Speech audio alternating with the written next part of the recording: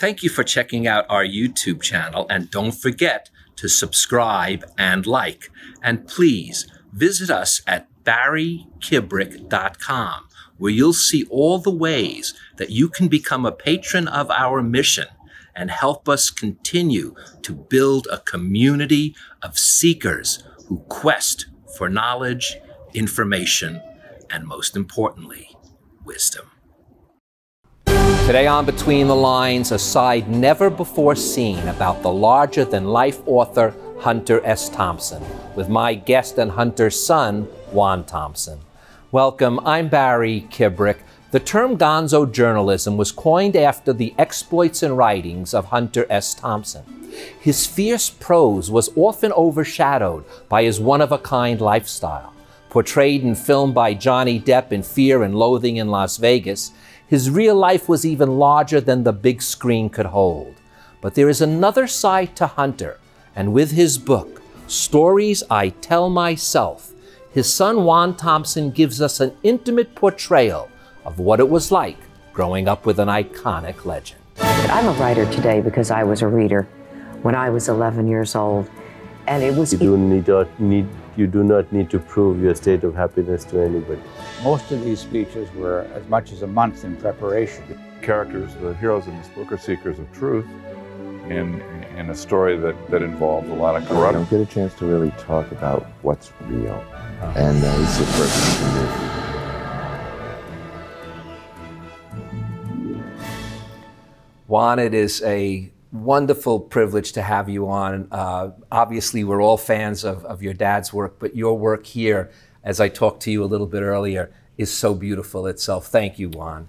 Well, thank you very much for having me. Thank you. It is my pleasure. You know, this is a story of growing up with an iconic legend as your dad was. And you're very open about how tough it was for you at a certain age in particular that you had to deal with this. And yet there is a reconciliation that you really even begin to realize when you become a dad yourself and you realize the love that may not have appeared to have been there. Yeah. I found that to be something that moved me personally when a man realizes the love was there. Yeah, and that took a long time to for me to fully realize. I think I write in the book how when I was in my early 20s, I had an epiphany where I realized that my dad was not going to change. That was never going to happen, and if I was going to have a relationship with him, I needed to start with accepting that he's not going to change. But having that realization and then progressing to to really accepting him, and then, as you say, to starting to understand how that he really did love me, but that he just didn't show it in the way that I expected to see it. I mean, that took a long time. It took, gosh, 10, 15 years, and probably even into writing the book as it sort of sank in more. Yeah, in fact, it's interesting because you make the realization in time enough to really heal with your dad, which I know must have really lightened that load for you. Oh, yes. And yet, though, even, as you said, even afterwards, years after his death, it even becomes deeper and deeper entrenched. So there's a beauty about it on so many levels like that, because, gosh, what guilt could you have felt if you didn't know? Because later on you learned stuff, and we'll get into it, from others even, how much he loved you and cared for you. Yes, I think about that often. I feel so grateful that, well, first of all, that my dad was willing to, that I didn't give up and that he didn't give up. That we both kept trying to connect, even though, we didn't really understand each other, or we didn't understand how to communicate, but that we didn't give up, and that we got to the point so that, you know, when he died, I could say, you know, we were in a good place. We were in a good place, and I mean, I'm just so grateful for that. It would have been so much harder to be trying to work that out without him.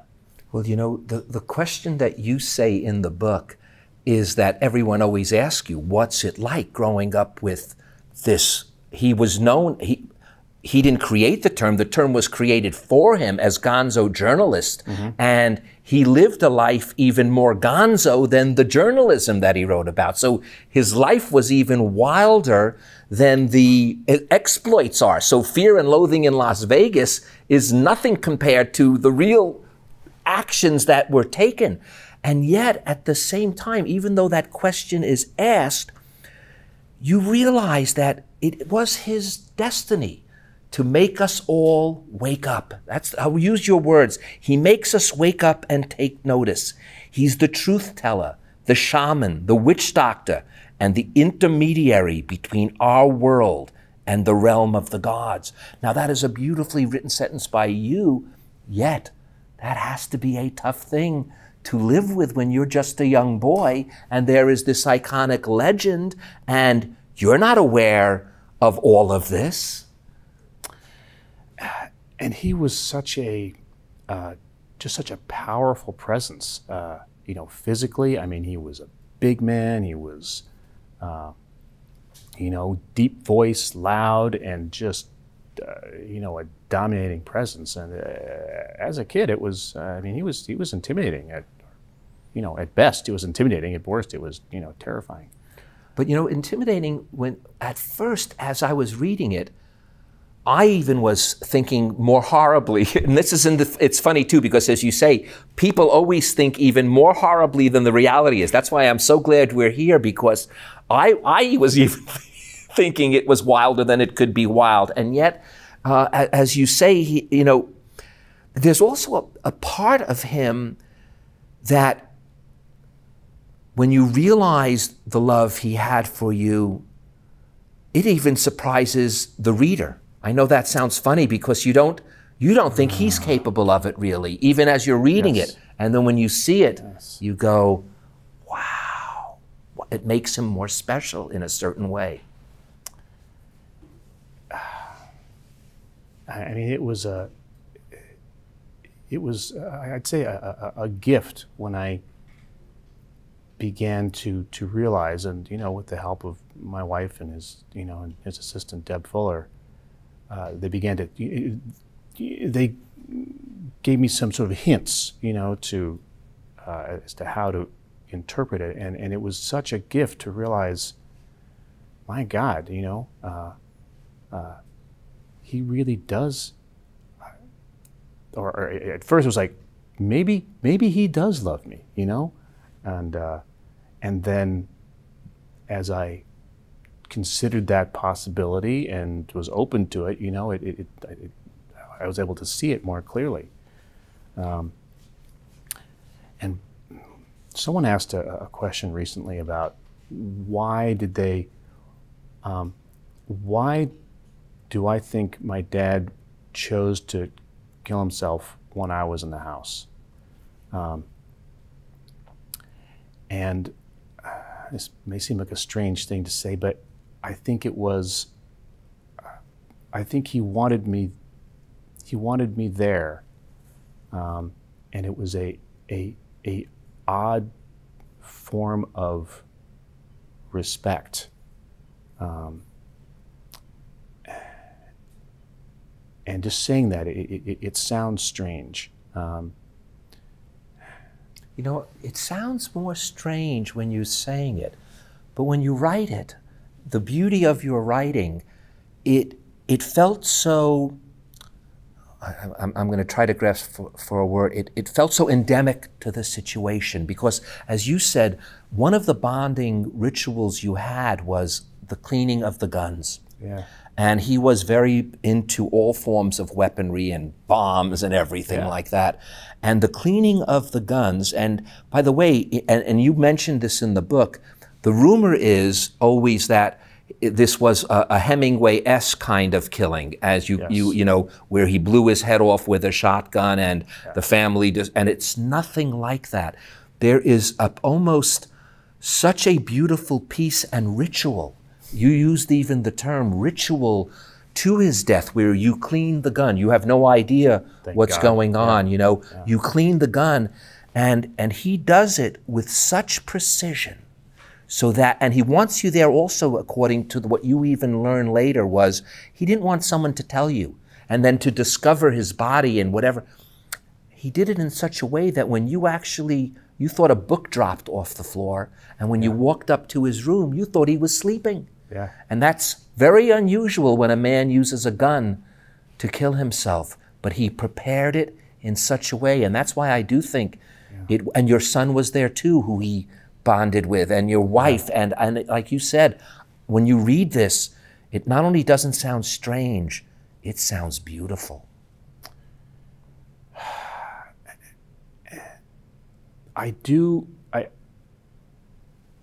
If I could change one thing, it would be, I wish my son hadn't been there.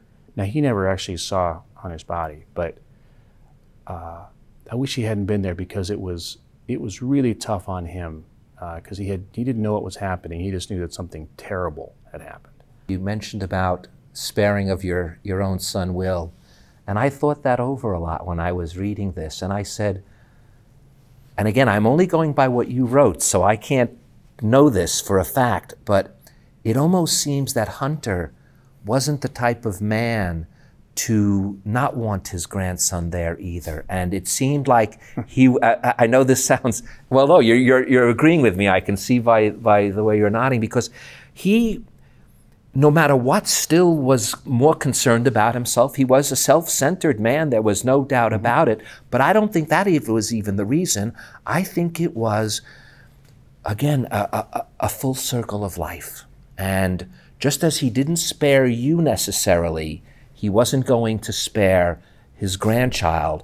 And I think, if anything, as you come to the reconciliation with all of it in your life, I firmly believe the way you write this story, that Will, your son, will come to that same recollection and that same relief almost. I'd never really thought of it that way, but that seems very consistent with his with Hunter's way of living, that he would not have, he was not one to, hold back on what he considered important truths. In fact, that's the first, because when you wrote about that, that was the first thing that, came into my mind, was the important truths. And I thought, I'm so glad you said that, because that was the key that made me turn around and see it the other way. And I hope you're right. I hope that he does come to that point where, in time he sees, well, I'm glad I was there, in a way, Yeah, I'm telling you, let him read the book a few more times, and he will become that way. One of the things that, and again, I think this occurs now, this occurs when Dad's alive, but I believe the recollection occurs after his passing, is Dad knew full well that he was not really a good father. By that I mean not appropriate for you. He knew that his actions, his wild man, like you said, to him, cocaine, alcohol, and LSD were to everyone else like vitamins and orange juice, okay? And that's just the way it was. When he was, in fact, in pain, the reason why he kills himself is so everyone knows, he was in real physical pain at that time and couldn't live the life he wanted to live. He was going through such alcohol withdrawals that the doctors couldn't even give him enough through the IV. So that's how, but to him, but he wasn't, in a weird way, an alcoholic. I know that sounds crazy, because he wasn't affected negatively by it. He was just the way he was. But he was aware of it. And you find this out, And of course, it's kind of funny now when you think of who Jimmy Buffett is, as if you're going to a less of a. That's the story. He sends you to Jimmy Buffett because that's how wild and crazy Hunter is. Jimmy Buffett's going to be a stabilizing effect on you, and he literally sends you off to be Jimmy Buffett's cabin boy before Jimmy Buffett is even famous. But he still is himself a very wild man, and yet Jimmy is aware, and he says to you, and you sense this surrogate father. He said, Hunter was very concerned about the effects that his lifestyle would have on you. As you say, I mean, being a father was first of all, it wasn't his top priority. You know, being a writer was, and he and I were so different. I don't think he really knew how to be a father to me, even if that had been a focus for him. And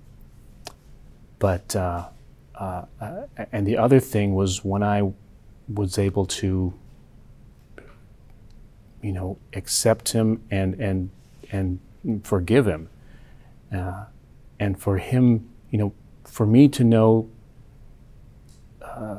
that he did love me, and for him to know that I had forgiven him. I mean, those were I can't even think of the word. They were so important. I mean, it was those two things that made it possible for us to, you know, be in a good place.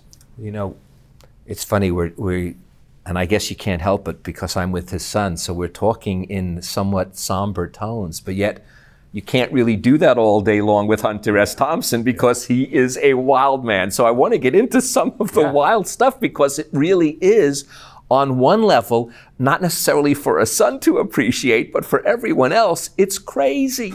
And one of the things just in itself well, we'll get to the funeral, I hope, but I hope we'll have time, but Hunter and money. And you bring that up, and as you say, I'm going to just read it.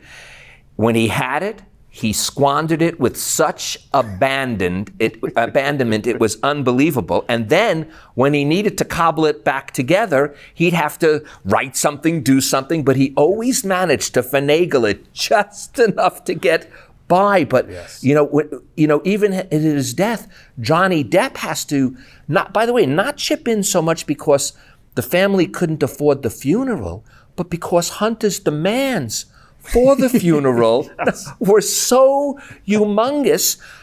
Johnny Depp builds a cannon because Hunter decides he wants his ashes flung over the family home of the Owl Farm, which we'll talk about, and he builds a cannon larger than the Statue of Liberty. By the way, tells you how much people loved your dad. Johnny Depp, a classic example, who loved your dad with such passion. He went all out.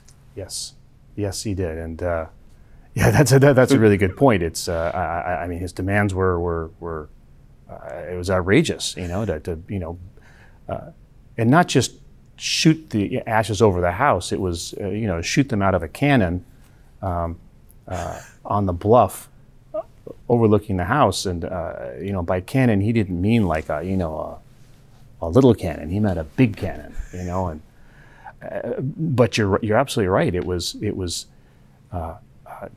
know, Johnny spent months with Hunter, learning everything, you know, all of his movements and voice and everything as part, you know, preparing for the movie, and they really became quite close.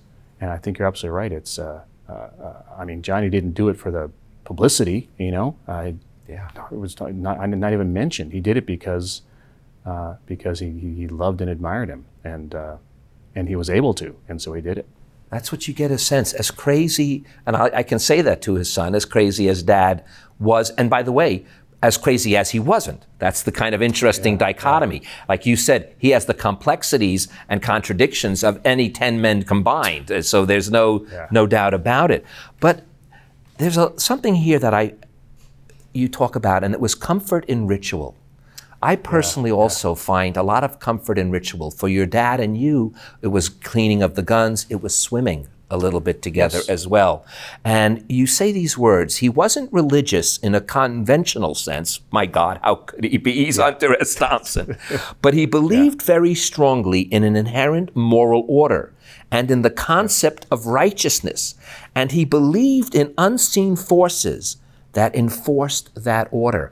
And when I was reading it, you talk about one of those unseen forces in here that was so precious to him, and it was a medallion that he wore. And I was afraid to ask you to bring it, but if you don't mind, you did bring it, and I want to show people it because it's just, you know, it as you said, when you actually, when you wear it, you get a sense to feel his presence when it's there. And he believed in those things. He believed in a sort of shamanistic kind of ritual. He believed in, even I think, again, when it comes to the cleaning of the gun, I know that sounds horrible, but I know that he wanted it because he knew that you would do it so perfectly and so precise. It was a loving act. And then leaving you with the medallion was, I had to ask if you could bring it. Yeah, this was, I mean, Hunter was a pack rat, and there was, his archive came to like 800 boxes of stuff, and that's just the archive. Then there's, his Hell Farm, his house. But I've over the years, I've thought if there's only one thing that I could keep of my dad's, it would be this. And so I wear it as a, like, when I want to invoke his presence, I have a thing now myself that I get into, and it's very funny. When a person passes, the thing they always like to say is rest in peace. And and I know that Hunter is not resting in peace. And I believe almost that's the wrong thing to say anyway to anyone, because you're not resting in peace. If you believe like Hunter believes, like I believe, and like many people believe on their own, for everyone has their own way of believing it, but there is an everlasting form of life and consciousness. And therefore that consciousness is going somewhere when that body may not be. And I think if anyone had that power, it would have to be someone like your dad. I am not a religious person, and I can't make any good argument for why I think my dad's spirit is out there somewhere, but I just can't imagine that all of that energy and intensity and passion is just gone. I just have to believe that there's, that it's out there somewhere. And I think you're right. I think I don't think he'd be interested in a permanent vacation, I think he'd want to be, all right, there's wrongs to be righted here, There's work still to be That's done. right. Yes. Am I right? I love when we're in sync like this, because as I'm reading it, you're going, and this is the other thing is, there are biographies, there's all sorts of things about Hunter that don't show him from the point of view of the son. And you again, when your own son is born, you begin to really realize that a father's love is there at a depth that exists no matter what. And that's when you really begin to, and by the way, Hunter himself begins to unpeel and unfold. And he does it, it's very funny how a writer of this phenomena is such a man of little words. Yes. I can't believe it. Yes. You would say something so heavy, and he would say, good, makes sense.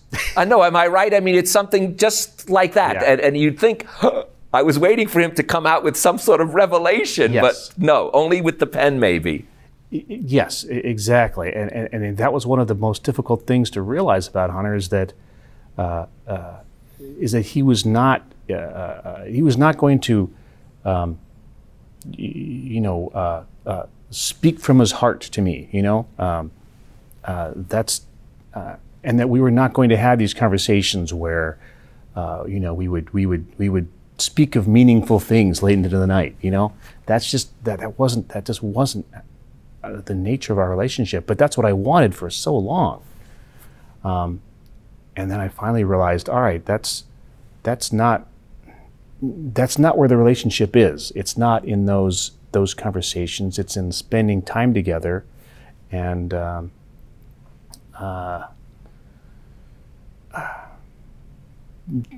you know, sharing in something like, you know, a good movie or the swimming. But it was a difficult thing for me to understand. Is that all right? This is not going to happen through talking, is it? You know, that's maybe for some people or some fathers and sons that's how it works. But I'm starting to think that for a lot of fathers and sons, it doesn't necessarily. They don't have those meaningful conversations, and that's okay.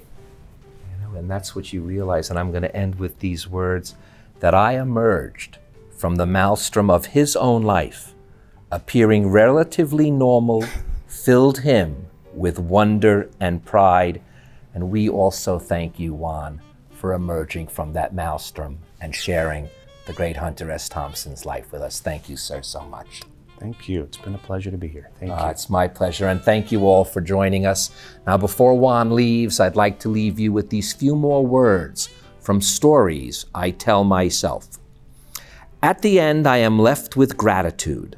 Gratitude for the combination of luck, perseverance, blessings of the gods, the flashes of insight, willingness, and mutual need that made it possible for my father and me to heal the damage from those early years before it was too late.